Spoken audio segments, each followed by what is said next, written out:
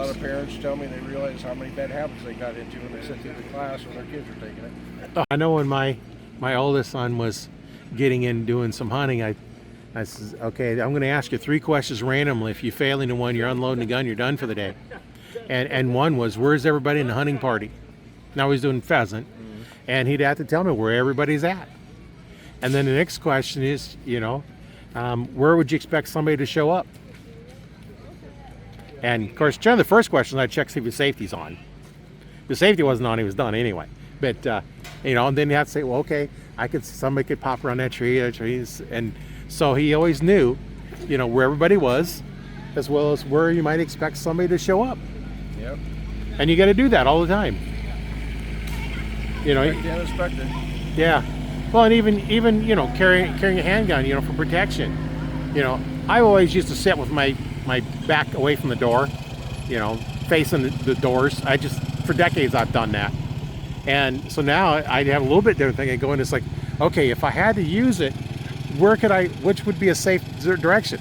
And in most places there is none. You got to take that into archery. It's like, okay, where can I safely shoot? Things I've run into, learned a lot of things teaching with different instructors over here. I always learn something from every different instructor I taught with. And one of them put deer scent, pick out a leaf on a trail,